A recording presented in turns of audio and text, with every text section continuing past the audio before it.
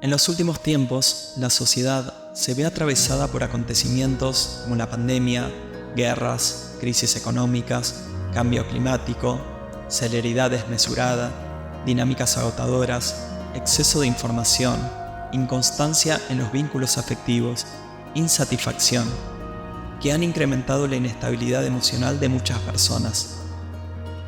Esto está produciendo una demanda de respuestas y sentidos, que frecuentemente se traduce en una búsqueda de conexión con el propio interior.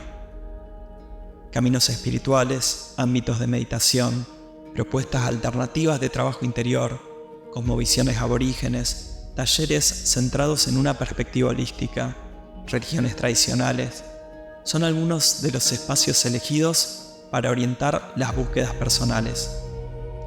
Desde 2022 estoy investigando sobre la temática para interiorizarme acerca de la naturaleza de los espacios mencionados a través de una serie de fotografías y entrevistas como herramientas de registro y divulgación que den cuenta de las diferentes búsquedas. En este proyecto confluyen dos mundos que me atraviesan, la búsqueda espiritual y la fotografía. Este es un audio acompañado por capturas que tomé en uno de los tantos encuentros con referentes de distintas religiones y caminos espirituales.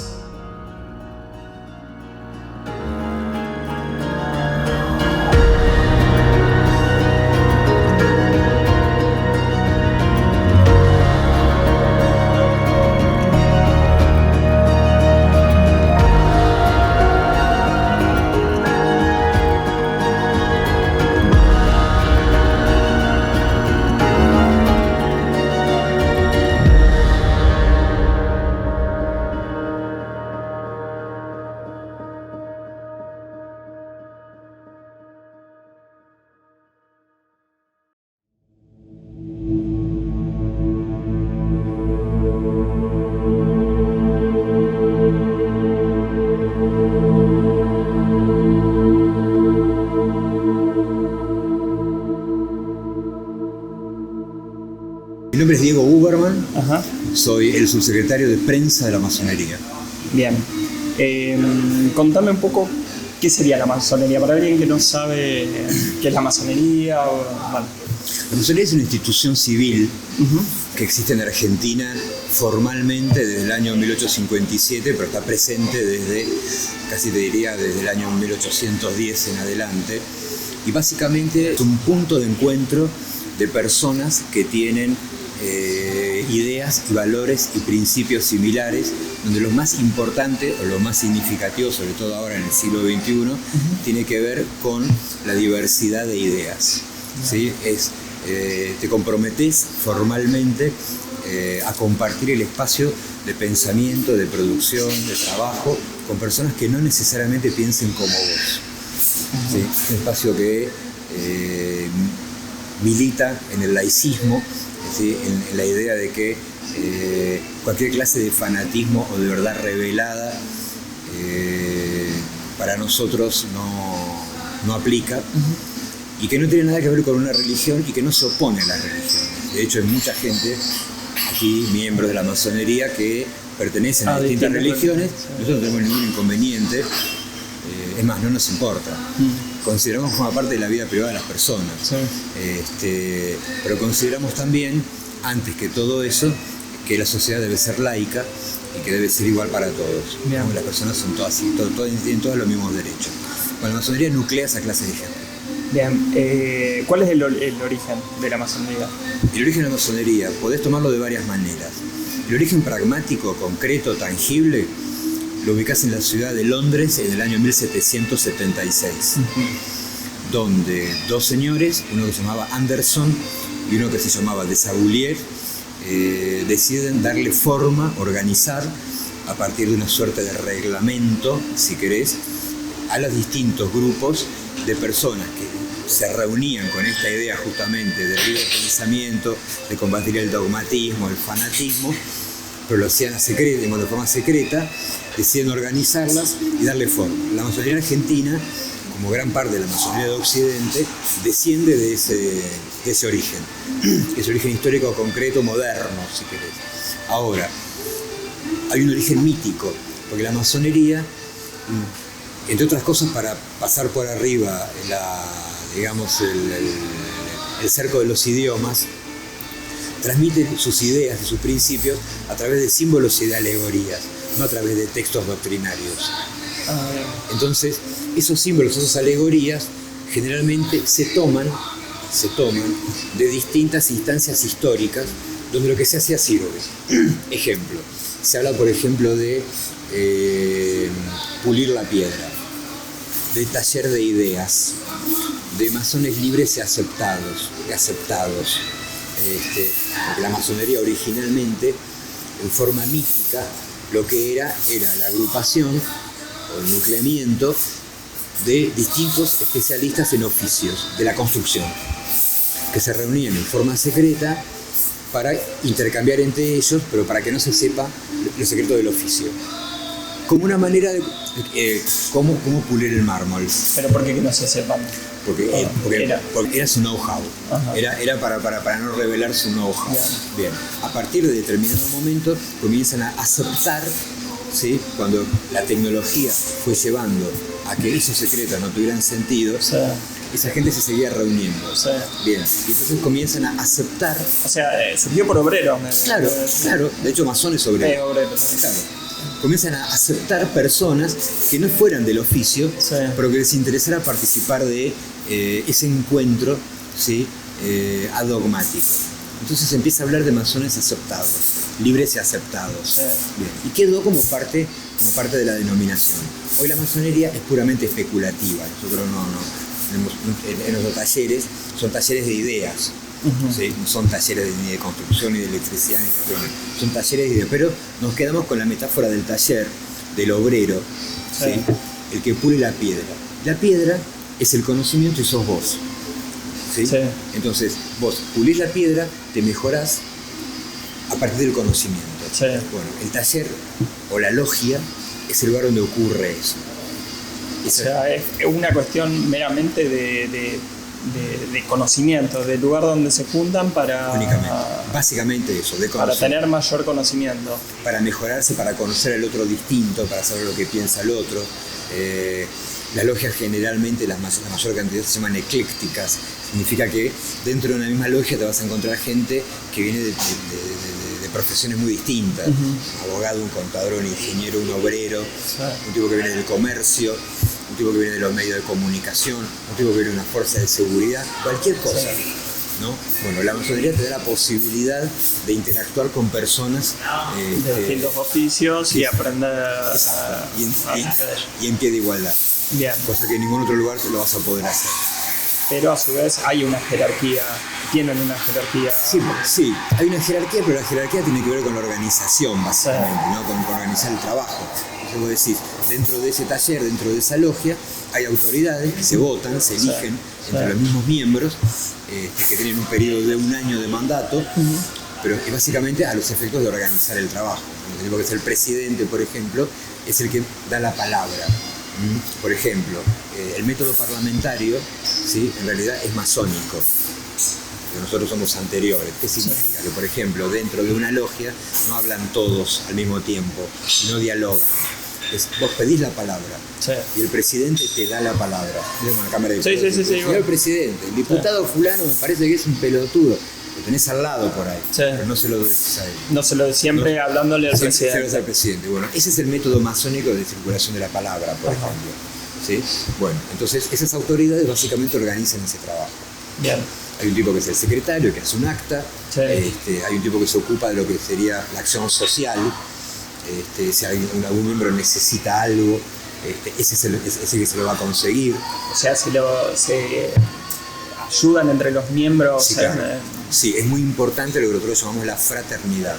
¿Sí? O sea, la ayuda solidaria entre miembros. ¿Sí? Sí, es muy importante y muy valorado además. ¿Y que puede ingresar cualquiera a la masonería? Sí, básicamente para ingresar a la masonería lo que nosotros decimos es que hay que cumplir 2 requisitos, que es ser un hombre libre y de buenas costumbres. Esto naturalmente con el paso del tiempo esa definición va evolucionando. Porque, ¿qué significa ser de buenas costumbres en el siglo XXI? ¿No? En el siglo XIX era una cosa. En el siglo XXI significa básicamente no tener causas penales, no haber matado, no haber robado. Son causas de expulsión incluso. Eso significa. Y ser libre significa que vos vivas por tus propios medios.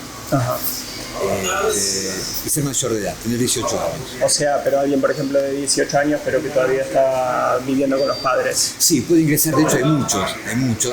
El tema básicamente es no ser un parásito. Claro, sí, es ser un miembro productivo. De hecho, incluso para los estudiantes, tenemos un montón de miembros que son estudiantes, la cuota mensual tiene una pagan cuota mensual. Se paga una cuota mensual. Se paga una cuota mensual, es menor justamente para favorecerlo, claro. Sí. Entonces son 3 requisitos, ¿no? Tener 18 años o más, ser un hombre libre y de buenas costumbres. Bien. O sea, no ser un parásito y no tener causas penales. A partir del año 2008, la masonería argentina tuvo un giro dramático. Tuvo un giro dramático en su política de relación con la sociedad. ¿Por qué? Porque hasta ese momento, para ingresar a la masonería tenías que tener un padrino. Alguien tenía que recomendarte, acompañarte. Bueno, a partir del año 2008, el gran maestre de ese momento, Ángel Clavero, estableció un giro. Entonces empezamos, por ejemplo, con el formulario de inscripción o de ingreso a través de internet, donde vos vas a la página web de la masonería, completás el formulario, ¿sí? Y nosotros te llamamos. Pasas por un proceso de 3 entrevistas, ¿sí? Y si está todo bien en esas 3 entrevistas, ingresás. Y de hecho ingresaron miles de miembros así en forma espontánea, ¿no? Presentándose espontáneamente sin la necesidad de un padrinazgo. Eso cambió mucho la fisonomía de la masonería, además de haber bajado muchísimo la edad promedio, que estaban arriba de 60, ahora están alrededor de 40. De hecho tenemos presidentes de logias que son chicos que tienen menos de 30 años, o sea, que ingresaron a los 20 y pico, y ya llegaron a ser presidentes de logia. Sí, claro, mi hermano fue uno. Claro, o sea, se transformó dramáticamente, se rejuveneció la masonería, al margen de haberse propagado por todo el país. La masonería hasta ese momento estaba en 14 provincias y hoy está en todo el país. En las 24 provincias hay logias. Sí. Entonces ahora es así. Antes era una organización más bien oculta, ¿verdad? ¿Por qué era oculta y desde cuándo cambió y por qué? Bien, la masonería siempre se definió como una organización o como una institución discreta, no secreta, discreta. Sí. ¿Por qué? Por varios motivos. El primer motivo formal, y tiene que ver con el hecho de que tu pertenencia a la masonería, como tu pertenencia a cualquier otra institución, forma parte de tu vida privada y no tiene por qué ser pública ni ser revelada. Vos lo contás si lo querés contar. Sí. Si no lo querés contar, no, pero el otro no tiene por qué contarlo. De vos, o sea, claro. Claro. Yo puedo decir yo soy masón. Claro, sí, lo que no puedo decir que él es masón. Claro. No puedo decirlo. Si él no quiere que se sepa, no se sabe y ya. Bien, eso por un lado. Y por otro lado, la masonería siempre tuvo una posición de una muy fuerte militancia laica. Una muy fuerte militancia laica y una muy fuerte militancia en contra de las verdades reveladas y del dogmatismo. Cualquier clase de dogmatismo. Esto le valió en muchos países la persecución por parte de la iglesia. Claro, esa era una de las... Ligaron muy fuerte. Esos masones ligaron muy fuerte. En el caso, por ejemplo, de España particularmente, uno de los casos más emblemáticos, porque Franco incluso llegó a establecer un ministerio dedicado a perseguir homosexuales y masones y comunistas. ¿no? Pero el único motivo era por el libre pensamiento. Por el libre pensamiento. Por el libre pensamiento. Dice, bueno, nosotros no creemos en tal cosa que se da como verdad revelada. Sí. Entonces pasamos a ser enemigos. Claro. Bien. Y no creemos, pero no es que estaban en contra, sino que decían, puede ser también. pero en ese caso es una creencia tuya. Sí. Es como una idea política en última instancia. Ponele, no sé, vos crees que el trotskismo es un tipo de socialismo ideal y el señor que está al lado tuyo cree que el liberalismo monetarista es lo mejor. Sí. Bueno, lo divertido, lo interesante, el chiste es que los dos conviven y los dos acuerdan en que ninguno de los dos tiene la verdad revelada. Que vos crees en eso y él cree en eso. Pero esas cosas a su vez se plantean dentro de la masonería. Todo se plantea en la masonería. Y se llegan a acuerdos, o cuál es la idea. No ¿Es necesariamente. cada uno plantear su posición? No necesariamente vas a buscar un acuerdo gracias. Porque como esto no es un partido político, Sí. ni una religión, no hay la necesidad de un acuerdo. Pero ¿cuál sería el objetivo de que cada uno exponga? El objetivo es primero que vos entiendas que lo que el Señor piensa está en el mismo nivel intelectual, o tiene el mismo valor intelectual que tu propia idea, y te comprometes a lo que nosotros llamamos la tolerancia. Para nosotros la tolerancia no es soportar al otro, ¿sí? Ese concepto vulgar de tolerancia, que es te aguanto. No, Sí. la tolerancia es el compromiso profundo, si querés, ¿sí? De entender que el otro piensa de otro modo distinto y no por eso es malo. ¿Sí? Y a convivir con él, y a compartir con él, y a buscar puntos de encuentro. ¿Sí? Cuando surge la necesidad de encontrarlos. Ese es el tema, a no combatir al otro distinto. Y, o sea, me decías que los perseguían en la época del franquismo. Bueno, el franquismo los persiguió, el nazismo persiguió masones, el stalinismo persiguió masones, Sí. En general, todos los regímenes autoritarios, uno de sus primeros enemigos fue la masonería, porque la masonería siempre fue un espacio de encuentro y de libre pensamiento. Ajá. Siempre, porque es uno de sus leitmotiv. Sí. ¿Sí? En Argentina, Por eso supongo que también era más secreto en bueno, ese entonces. eso naturalmente llevó a un repliegue, ¿sí? En el caso de España, porque los maestros eran fusilados directamente. Federico García Lorca, por ejemplo, cuando lo matan a Federico García Lorca, Sí. el mismo tipo que lo mata, después termina contándolo, dice, lo mato por puto y por masón. En esos términos. ¿Sí? Bien, entonces, con eso no se jode. Claro. Eso lleva naturalmente a un repliegue. Lleva un repliegue y lleva a que durante muchos años la masonería tenga muy mala prensa. Muy mala prensa. ¿Qué significa? Que la persona común, la persona de la calle común, Sí. que no tiene así mucho contacto con temas de historia o con temas de historia política, absorba ese discurso, diga, no sé qué hacen, pero es en secreto, y entonces no. Cuando en otros países como Uruguay, por ejemplo, ¿cómo estás? Que no tuvo el nivel primero de penetración de la iglesia que tuvo la Argentina. Sí. Uruguay tiene la iglesia de estados separados desde mitad del siglo XIX. El presidente Tabaré Vázquez era masón y lo decía abiertamente, Sí. está lleno de elogios. Acá no pudo ser eso, porque la iglesia acá pesó muy fuerte. Sí. Entonces llegó a un repliegue preventivo. Pero acá se los perseguía también en Argentina. Acá no se los perseguía en esos términos, pero te comías la discriminación. Claro. En un laburo que de repente se enteraban que vos eras masón, Y no te tomaba. no estaba bien visto. Claro. ¿Por qué? ¿Por qué no puedo ser más? Porque la masonería es una cosa secreta. Es una cosa secreta, conspiran, manejan el mundo secretamente, Sí. ¿no? Y viene todo el Harry Potter, ¿no? Todo el Harry Potter que te puedas imaginar alrededor del secreto, donde decís, bueno, el secreto tenés, estamos tomando café acá adentro. Tocaste el timbre, te abrió la puerta, Sí. y el secreto dónde está.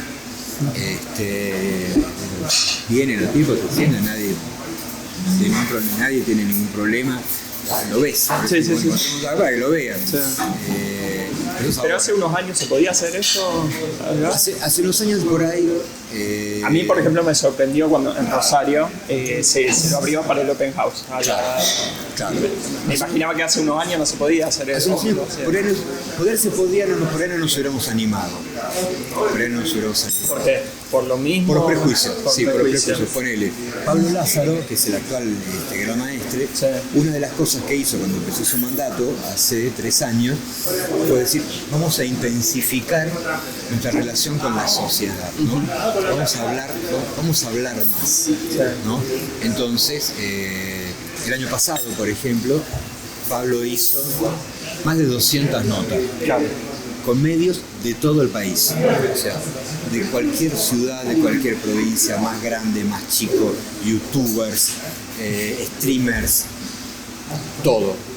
Hablemos con todo el mundo. Bueno, eso nos llevó, por ejemplo, a que en la noche de los museos acá, el año pasado, había chicos jovencitos que venían y los llamaban por el nombre. ¿A quién? A Pablo. Sí. Hola Pablo, ¿le puedo sacar una foto con vos? Sí. Una cosa surrealista.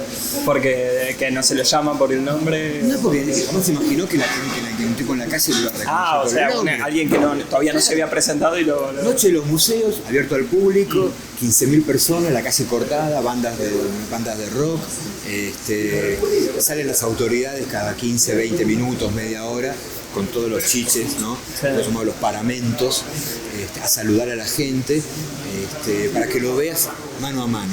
Que agarre un pibe y le diga, Pablo, ¿me puedes tomar una foto? ¿Dónde me conoces? No, porque te vi en el stream que hizo el youtuber fulano. Hicimos televisión, nos han llamado de programas de televisión, Sergio Goycochea, por ejemplo, tiene un programa de televisión pública, nos llaman el año pasado para hacer un programa de televisión desde acá, adelante. Eso aceitó mucho la relación con la sociedad. Después, por ejemplo, hubo un caso muy interesante de una nota del diario La Nación, donde una periodista escribió una nota sobre los antivacunas y los terraplanistas, ¿no? Y la chica escribe y pone más o menos, ¿no? Al estilo de las sociedades secretas que manejan el mundo tras bambalinas, como la masonería, los antivacunas y los terraplanistas. Nos quedamos pegados ahí. Creo que tenemos que ver nosotros. Entonces, lo que hicimos es, en lugar de salir a protestar, le invitamos a ella a que lo conozca el gran maestre, a que hable con el gran maestre, que le pregunte lo que quiere, una reunión, una entrevista sin agenda. Bueno, salió alucinada salió. Se retractó después. Claro, y después salió otra nota, entonces diciendo la masonería argentina del siglo XXI, bueno, pero esa es una actitud. ¿Sí? Una actitud que uno toma cuando lo que buscas es que la sociedad se acerque sin miedo a una institución que es sumamente republicana, sumamente democrática y que levanta sus valores. En vez de salir a protestar y reforzar, ¿no? Reforzar el estereotipo negativo, es salir a trabajar sobre el estereotipo positivo. Lo mismo que hicimos el año pasado, un podcast, por ejemplo. Hicimos 11 capítulos de un podcast, que este año lo vamos a retomar, que se publica abierto y que también trajo muchas visualizaciones, lo vio mucha gente, donde se habla de todo. De temas de cultura, a veces viene gente de la masonería y habla, a veces viene gente que no es de la masonería, por lo que a nosotros nos parece interesante charlarlo. Charlamos, un grupo de orquesta. ¿Cómo es que, o sea, me decías como que 14 presidentes argentinos fueron masones? Correcto. ¿Cómo es que teniendo, porque, o sea, los presidentes tienen un poder, es la figura con más poder dentro del país, ¿cómo es que teniendo 14 presidentes masones, a su vez seguía siendo como secreto y seguían estando perseguidos, entre comillas, o mal vistos? Bueno, hubo un punto de inflexión en la historia de la masonería argentina, que fue el año 1930. Hasta el año 1930 fue una cosa, a partir del año 1930 fue otra. Hasta el año 1930 está Sarmiento, él no fue presidente, pero fue una figura muy importante, está Mitre, está mucha gente que formó parte de la generación del 80, como Dardo Rocha, que jugó su proyecto presidencial como gobernador de la provincia de Buenos Aires y fundó un montón de ciudades, la ciudad de La Plata, por ejemplo, es la más emblemática, pero fundó un montón más, que llevó adelante un montón de proyectos de modernización, donde lo que estaba detrás era la masonería expresada, como lo hace habitualmente, no en forma directa, sino a través de sus hombres. Sí. En el año 1930 se produce la restauración del orden conservador. Sí. Se produce el golpe de Estado, donde se interrumpe la institucionalidad en la Argentina y ese avance, si querés, ultraconservador sobre una sociedad liberal, no en el sentido del liberalismo económico, sino liberal en el sentido de la generación del 80, con un progresismo que pensaba en la educación, que pensaba en la tecnología, en la transformación en un país que quería ser parte, y que de hecho logró serlo, ¿sí?, de los más importantes del mundo. Se interrumpe, ¿sí?, a partir del golpe de Estado, con una derecha muy clerical, estamos hablando de Uriburu, ¿sí?, y a partir de ese momento, ¿sí?, la instauración de ese orden conservador produce un enorme retroceso en un montón de aspectos. Uno de los aspectos en los cuales se retrocedió tuvo que ver con el funcionamiento de las instituciones de libre pensamiento y laicas. Sí, claro. Y laicas. Bueno, ahí caímos nosotros. Ahí se cortó la onda. ¿En qué año me dijiste? 1930. 1930. O sea, ¿cuál fue el último presidente masón? Bueno, ¿verdad? El último presidente masón puede haber sido Alfonsín. Pero lo que ocurre es que su pertenencia a la masonería, por un lado, no está totalmente documentada, es un testimonio, y por otro lado... Pero si era masón, acá mismo no tiene... No, porque hay masones que no participan acá. Hay masones que no participan. ¿Y de dónde participan? En lugares donde se encuentran menos expuestos. Por una cuestión de discreción. De discreción, exactamente. Claro. Entonces, la masonería hoy tiene en el país alrededor de 13.000 miembros. No es una institución enorme. Pero la gente cree que somos muchos más. No somos tantos, podemos llegar a ser 15.000, ponele. El número es más bien fluctuante, es ascendente, pero tiene cierta fluctuación. Pero no hay la capacidad de intervenir sobre la realidad como podría haber ocurrido en el año 1880. Claro. No es lo mismo. La sociedad es otra, en el medio pasaron un montón de cosas, el escenario es otro, entonces hubo un montón, casi todos, digamos, las figuras trascendentales de la masonería pertenecen al siglo XIX o principios del siglo XX. Claro. Principios. Perón no era masón.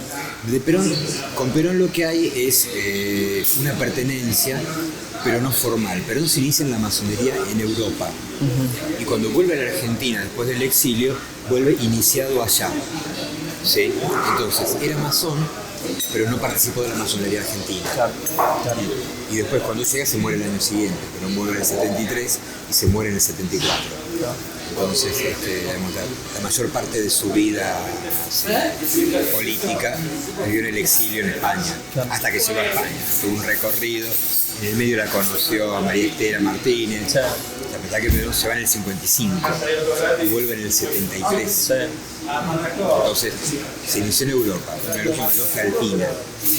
O sea, después de la primera presidencia. Claro. Pero fue derrocado en el 55, en el transcurso de la segunda presidencia, cuando vuelve en el año 73, hay elecciones, gana las elecciones y se muere en el siguiente. Claro.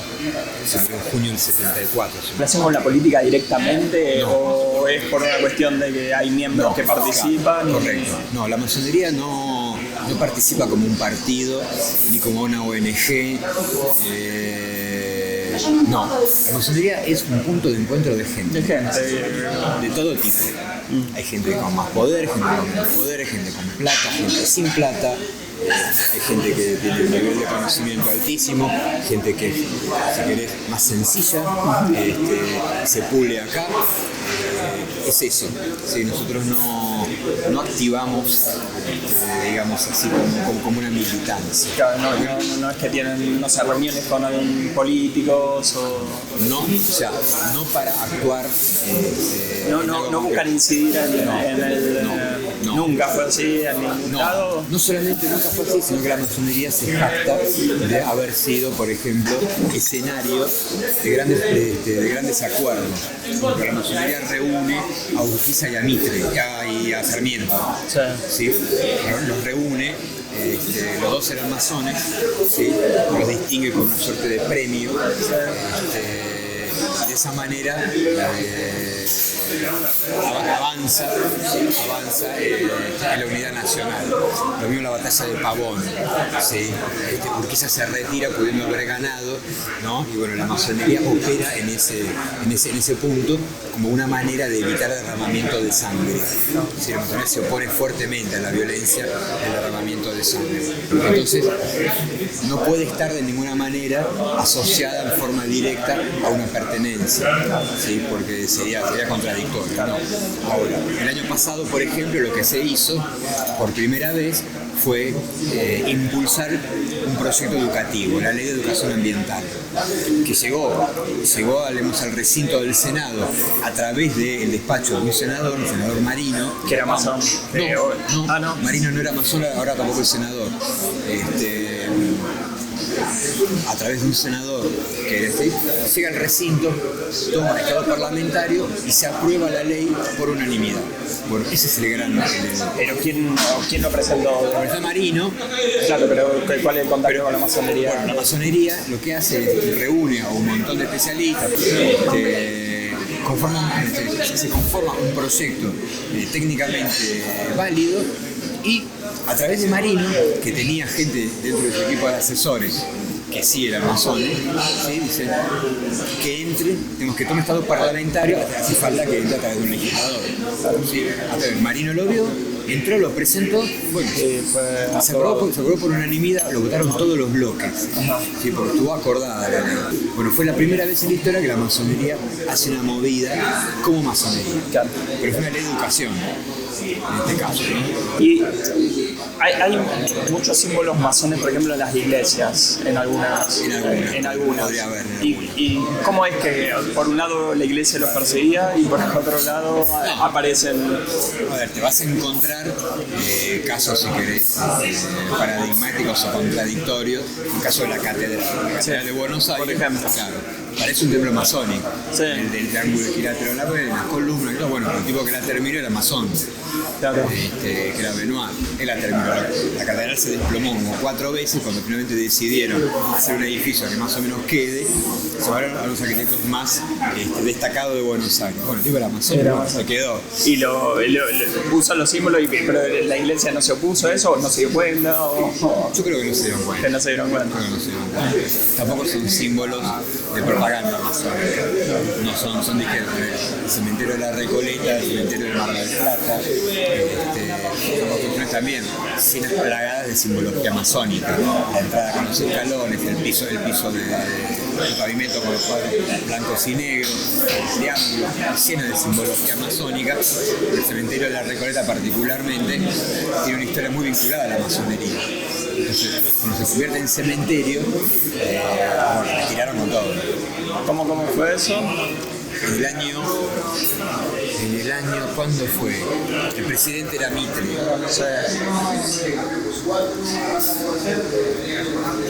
Sí. El cementerio de la Recoleta se llama cementerio de la Recoleta porque estaba al lado del templo de los curas recoletos.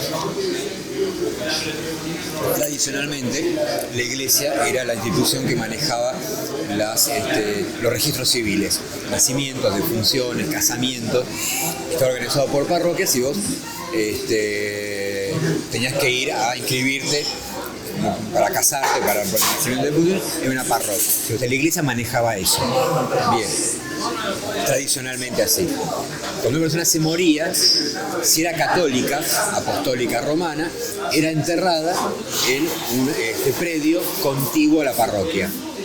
Si no eras católico, ibas a lo que se llamaban cementerios de disidentes. En Buenos Aires hubo varios cementerios de disidentes, bien, donde enterraban a los no católicos.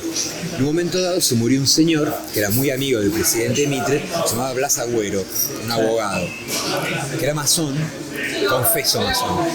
Y entonces el cardenal primado de ese momento, en ese momento no se llamaba cardenal primado el cargo, pero era el número 1 de la iglesia, el obispo de Buenos Aires, el señor León Aneiros, dice, ese señor era masón, no lo podemos enterrar dentro del predio del cementerio, porque era masón y él no comulgaba con nuestras ideas. El presidente dice, el cementerio es de todos, tiene que estar adentro. No, tiene que estar afuera, tiene que estar adentro. Entonces, el enterrado afuera, el presidente ordena que lo exhumen y lo enterren adentro. Entonces, el cura lo que dice es, entonces, le quito el carácter de camposanto al cementerio, lo desconsagró. Y el cementerio de Recoleta hoy no es más camposanto. Claro. Es genial. Bueno, eso produjo finalmente después la sanción de toda una serie de leyes laicas, donde el registro civil pasó al Estado laico y los cementerios fueron laicos. Entonces se entierran todas las personas en el cementerio. Uno de los primeros cementerios que se laicizó fue el cementerio de Recoleta. Después vino el segundo cementerio grande acá en Buenos Aires, que fue el de Chacarita, que se inauguró como consecuencia de la epidemia de fiebre amarilla. O sea, fue un cementerio laico de entrada. Pero siempre hubo una puja, ¿sí?, de la masonería por imponer el laicismo, digamos, un Estado para todos, independientemente de tu credo, ¿sí?, contra el dogmatismo, ¿no? Y bueno, ahí la masonería se quedó, el Estado se quedó con los nacimientos, con la defunción, con el casamiento civil, es una cosa de vanguardia, son todo, igual que las leyes de educación pública, son todas leyes pensadas e impulsadas por masones. Por mí que fue la masonería. Claro, fue porque daba la casualidad de que los que estaban ahí arriba... El ministro fulano, que es masón, que cree en esto, sanciona con fuerza de ley. Claro. Bueno, esa es la mecánica. Igual que la ley 1420, educación laica, pública y obligatoria, la piensa Sarmiento, la sanciona Avellaneda. Bueno, entonces, colegio para todos. Sí, colegio para todos. Todos los chicos tienen que ir al colegio. El colegio tiene que ser común, ¿sí? No que es el colegio normal. Todos los chicos de todo el país aprenden lo mismo en la misma época del año. Entonces, el pibe de Jujuy y el pibe de Neuquén aprenden geografía de segundo año, ¿sí?, este tema en el mes de mayo. Claro. Eso permitía que la gente se pueda mover y además que fuera la misma educación para todos, democratizar brutalmente el conocimiento. Por cierto, que empieza Sarmiento, cuando asume el gobierno en 1968, lo primero que hace es un censo, es el primer censo nacional, donde ve que más del 60% de la población del país es analfabeta. Y dice, lo primero que hay que hacer acá es combatir esto. Y empieza a armar el primer sistema educativo y no hay maestros. Y trae las famosas maestras de Estados Unidos. Le trajo un enorme quilombo, fue para adelante y ahí comenzó el proyecto educativo sarmientino que nosotros reivindicamos como uno de los puntos de inflexión, un antes y después en materia de educación democrática, ¿sí?, y pública, gratuita, obligatoria y laica. O sea, no me importa de dónde venís ni en qué crees, ¿sí? Tenés que educarte. Era masón. ¿En qué países hay grupos masones? Casi todo el mundo. En casi todo el mundo. Hay masonería en casi todo el mundo. Me decías que los puntos críticos con la masonería básicamente son por decir una organización secreta, tipo secta, o hay algunos puntos críticos donde digan, bueno, nos atacan por esto. No hay así, si querés, un combate dogmático, que digan, bueno, pero ustedes creen que el dólar tiene que valer 40 y... No, o ustedes creen en la Santísima Trinidad, sí, o no creen. Sí. No es por ahí. Siempre viene, digamos, el golpe o el ataque viene por el lado del prejuicio así turbio, insustancial. Son secretos, son poco transparentes, manejan el mundo secretamente. Vos decís, bueno, pero ¿cómo? ¿Quiénes? ¿Dónde? Bueno, no no sé, pero todo el mundo lo sabe. Y bueno, todo el mundo lo sabe, pero tiene la puerta abierta, vos lo estás viendo. Sí. Esto ocurre en casi todos lados. ¿Y siempre es a través de la Iglesia Católica? O de... No, todos los credos te pegan. En general te pegan todos. En general te pegan todos porque bueno, la Iglesia Católica cree en la Santísima Trinidad. El judaísmo cree que Moisés bajó con las tablas en la mano. El Islam cree que Alá le habló al oído a Mahoma y le dictó el Corán. Bueno, nosotros creemos que vos podés creer en eso, está todo bien. Nosotros como institución no. Bien, pero a su vez tienen creencias propias a nivel espiritual. Sí, hay una o dos creencias propias que son fundamentales. Hay una que nosotros definimos como el gran arquitecto del universo. ¿Qué es el gran arquitecto del universo? Es una definición suficientemente ambigua, ¿sí?, que representa a la fuerza de la naturaleza. Sí, bueno, las cosas ocurren de un modo, por algún motivo. Sí. Hay una energía que impulsa que ahora sea verano y después vas a ver un solsticio y pasemos al invierno. Bueno, ¿qué es eso? Es el gran arquitecto del universo. Es una entelequia, es una abstracción que no es Dios, porque Dios implicaría un sistema de reglas y una manera de comunicarse y premios y castigos. No es Dios, es muy importante que quede claro. El gran arquitecto del universo no es Dios. Nosotros hemos escrito eso incluso. Es esa energía universal, ¿sí?, que hace que las plantas crezcan, que la semillita germine, que el planeta gire y que salga el sol y se ponga. Pero, perdón, no te entendí por qué dicen que no es Dios. O sea, porque si vos, ¿en qué lo diferencian? Es que si vos creés en Dios, la creencia en Dios, que vos podés creer en Dios, no hay ningún problema. El gran arquitecto del universo no es Dios, porque la aceptación de ese Dios implica a su vez un cuerpo teórico, ¿sí? Depende de qué Dios sea, tiene sus condiciones, no son todos iguales. Claro. Implicaría una serie de normas, de reglas, una manera de comunicarse con ese Dios, una manera de rezar en el Islam. Por eso, es como para no quedar encasillado con alguna... No, es que además la idea de Dios significa además la creencia en un principio primigenio a partir de que vino Adán y dijo, o sea, siempre hay una doctrina detrás. Sí. La religión es un sistema doctrinario. Sí. ¿Sí? Es un relato. Es un relato. La religión es un sistema doctrinario, sí, que cuenta la realidad, explica la realidad, ¿sí?, que explica la realidad de una manera. Sí. Bueno, nosotros no creemos en eso. Vos podés creer. Sí. Vos, José, podés creer en eso, está todo bien. Yo digo porque está todo bien. La institución lo que cree es en la existencia de una energía. Eso es la naturaleza, llamémoslo la naturaleza. Bien. La naturaleza no es Dios.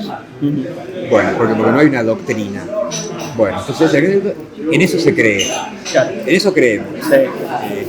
Y después en valores, si querés, que son de tipo éticos, ¿sí?, en la fraternidad, en la necesidad de ser solidario, en la igualdad de derechos entre las personas, que son valores que tienen más que ver con la convivencia. Claro.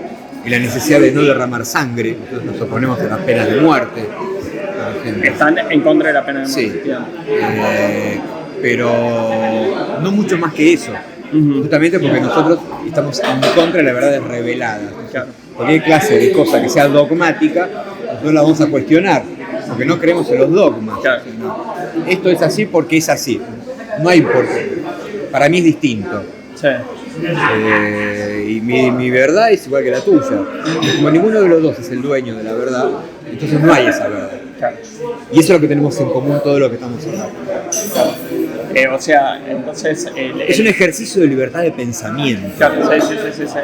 Pero entonces sería lo único que se tocan en común con los caminos espirituales, ponele, sería más caminos espirituales, más pensando más en algunas creencias que en religiones, digo.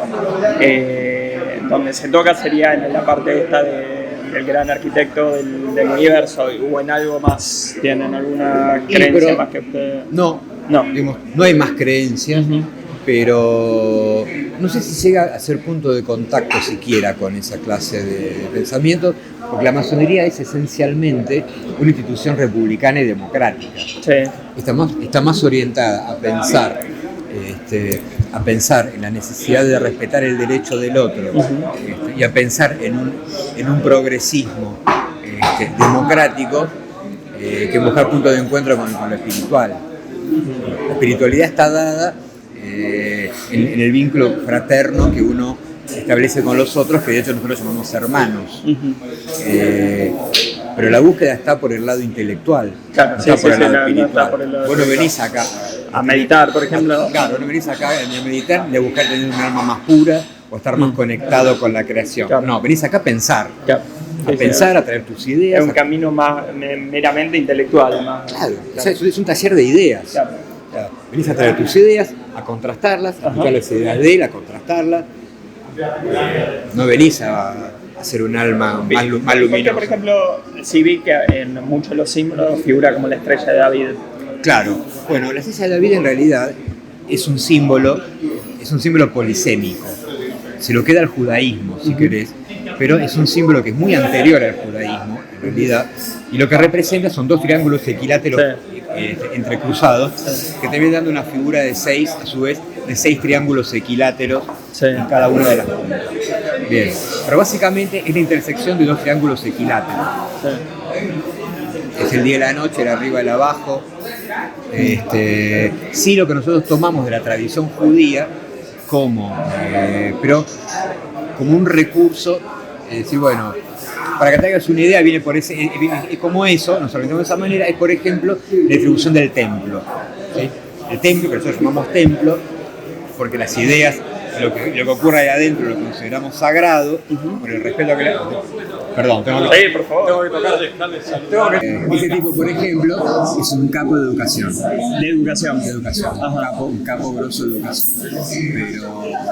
¿Pero trabaja a nivel gubernamental o...? Fue funcionario muchos años, ahora no, pero es un tipo que está muy vinculado al tema y se establecen vínculos. Este que está acá, el de la barba, por ejemplo, es uno de los tatuadores más grosos que puedes encontrar en Buenos Aires. ¿Ah, sí? Sí. Un tatuador zarpado. No le veía pintar sí, tatuador. Tatuador zarpado, hace cosas en cuero también. Es un artesano muy fino, de piel y cuero. Y así, ¿viste? Esa es la gracia de todos contra todos. Estábamos... ¿En qué tomaban del judaísmo? Claro, bueno, entonces por ejemplo, el templo está organizado, ¿sí?, como una metáfora del templo del rey Salomón. Sí.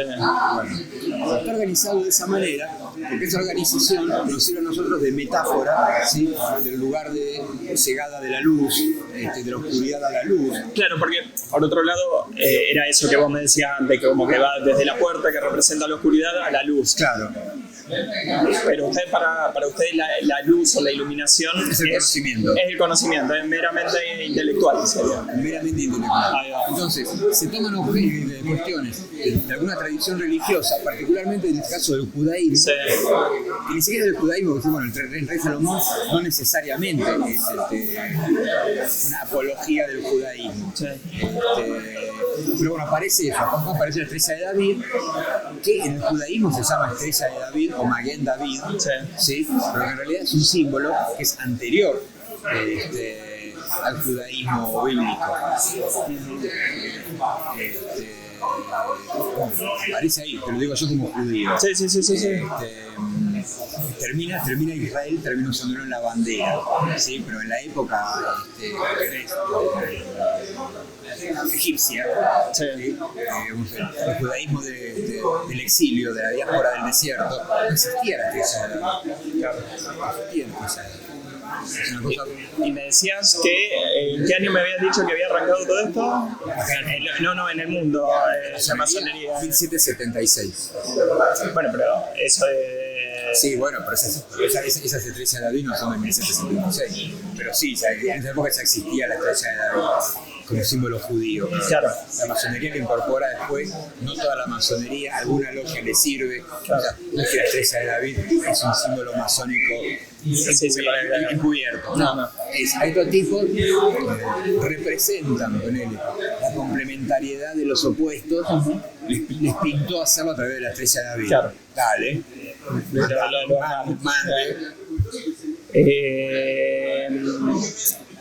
Porque antes no participaban mujeres. Pero yo vi que en Rosario, por lo menos en Rosario, claro, ya estaban participando. Bueno, no participaban en forma tan explícita.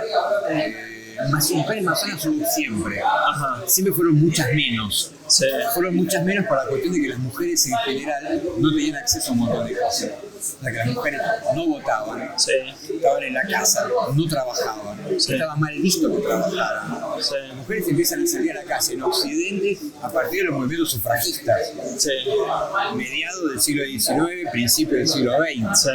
En Argentina figura, por ejemplo, Julieta Lanteri, que fue una mina extraordinaria, que fue asesinada en un supuesto accidente de tránsito en 1915, creo, por ahí, que por la playa la mataron a Julieta Lanteri. Las mujeres estaban absolutamente sometidas, prácticamente un punto esclavizada.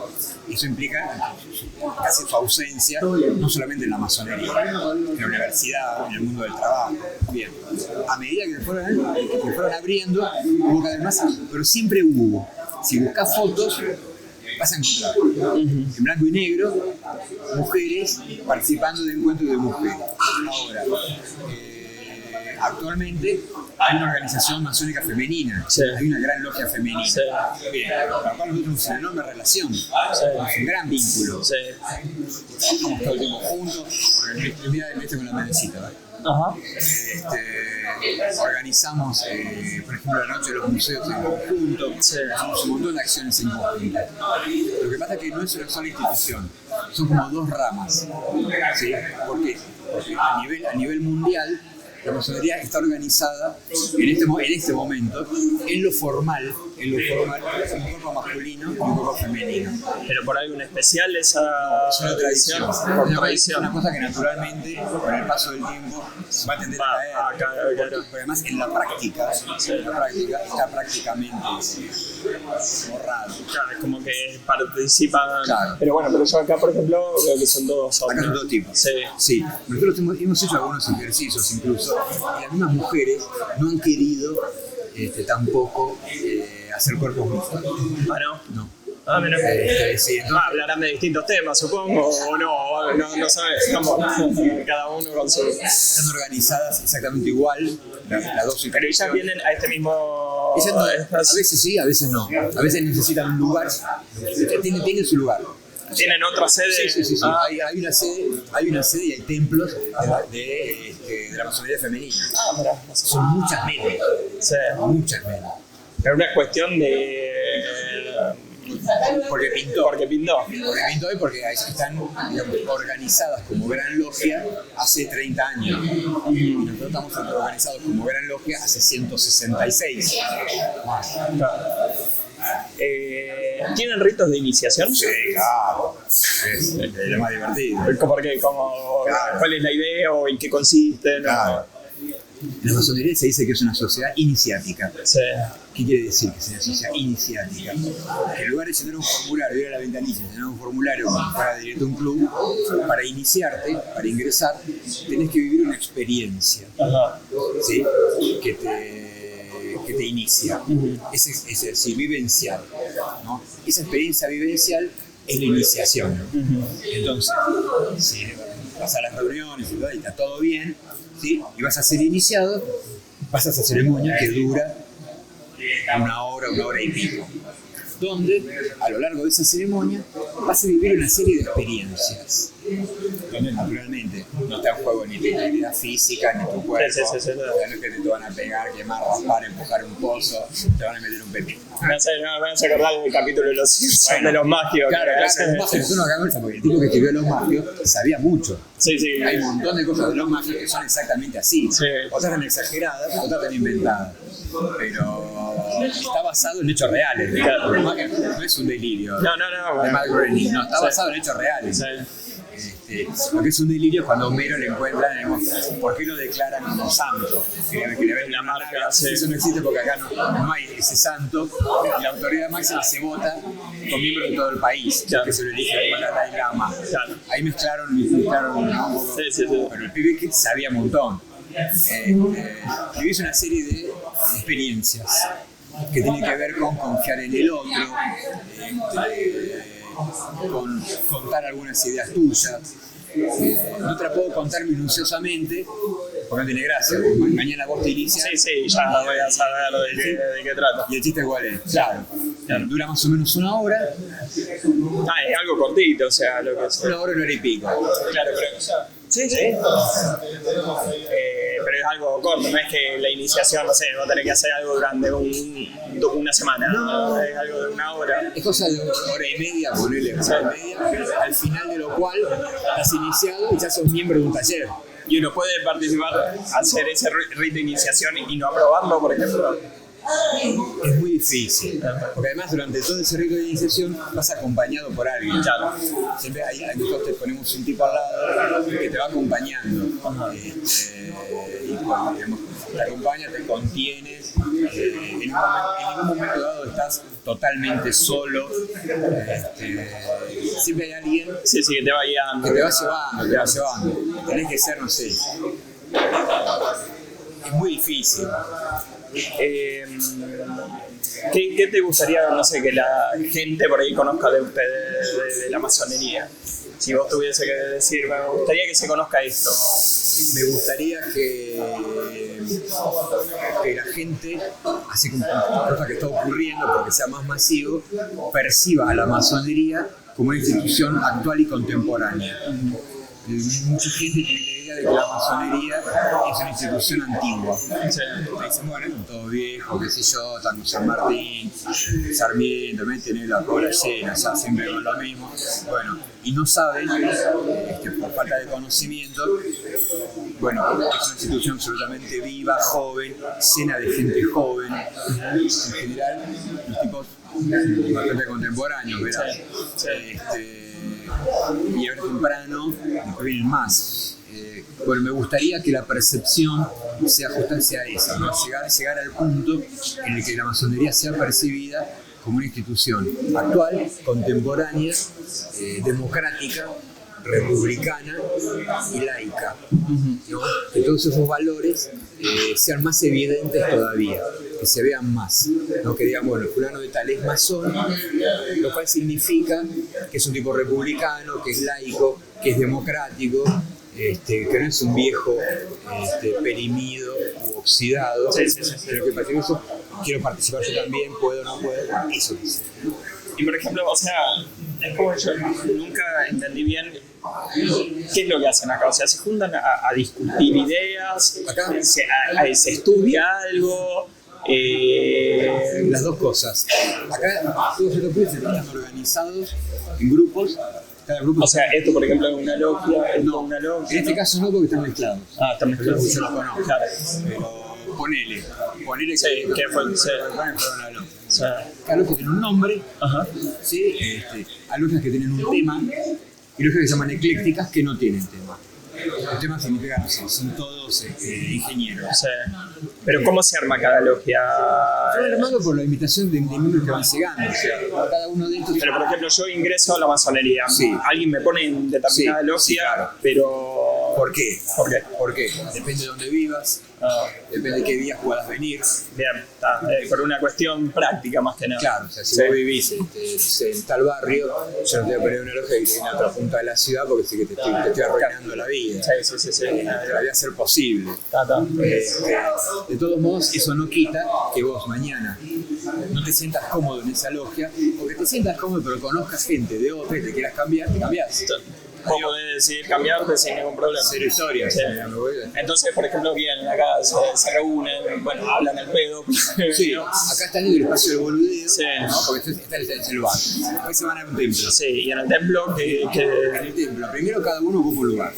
Sí, lo que me dijiste, los iniciados recientemente van más cerca de la puerta. Sí, correcto. Y lo que va a ocurrir es que seguramente van a leer trabajos, van a leer trabajos escritos. Cada uno, no todos, pero seguramente 2 o 3 habrán traído algo escrito, un trabajo escrito. Pero que lo escribió él mismo. Que con respecto a que el trabajo. A lo que le pintó. A lo que le pintó. En general.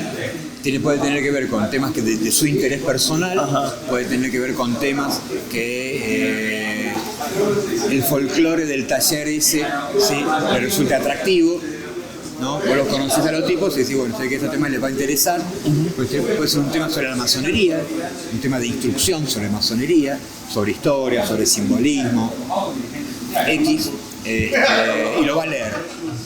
Se va a poner de pie y lo va a leer en voz alta. Y todos lo van a escuchar en silencio. Entonces se va a discutir el tema, un trabajo, ¿sí? Se va a comentar, se va a observar, el que tenga algo parecido va a pedir la palabra, y si alguno de ellos, por ejemplo, está en contra o tiene alguna objeción severa en contra de lo que se leyó, ¿sí? Va a hacer otro trabajo donde va a explicar por qué. ¿Por qué está en contra? Exacto. En la próxima reunión va a leer ese trabajo. Bien. ¿Sí? Hay visitas de logia, una logia va a visitar a otra, muchas veces. Van de visitas y trabajan juntos.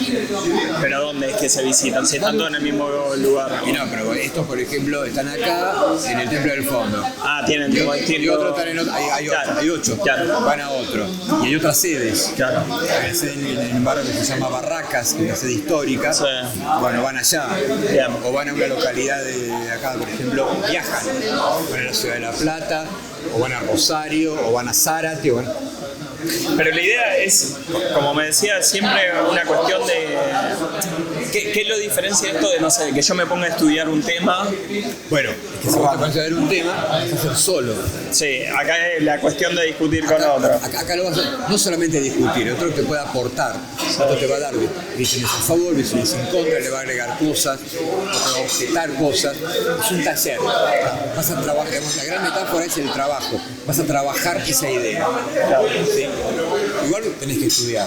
Sí. Tenés que estudiar. O sea, de repente vas a estudiar sobre la historia de la masonería, vas a estudiar sobre la historia de determinados personajes, vas a estudiar sobre simbología, todo esto que yo te lo sinteticé rápidamente en que nosotros nos comunicamos nuestras ideas a través de símbolos, alegorías, es un título. Sí. Bueno, ¿cuáles son los símbolos? ¿Cuáles son las alegorías? No es lo mismo el conocimiento que maneja un tipo que es maestro, un tipo que recién empezó. Hay un montón de bibliografía, vas a leer, bueno, hay una biblioteca virtual que tenemos también, para democratizar el acceso a esos textos.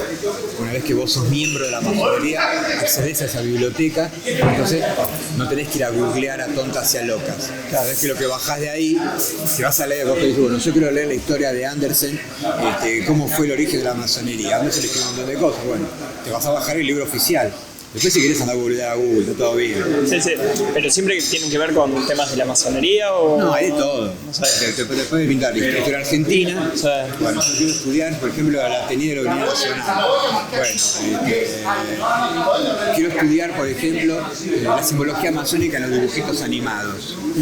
Bueno, pero por eso, siempre que tiene que ver con la No masonería. necesariamente, porque tenés, por ejemplo, la Comisión de Ciencia y Técnica, hay una Comisión de Ciencia y Técnica, que también tiene grupo de WhatsApp, también tienen página web, Sí. independientemente de la página web de la masonería, y discuten temas de ciencia y técnica. Y hacen encuentros de ciencia y técnica, hablan de satélites, o de fecundación in vitro, de valores, cualquier cosa. No necesariamente de la masonería, por eso hay intereses de todo tipo.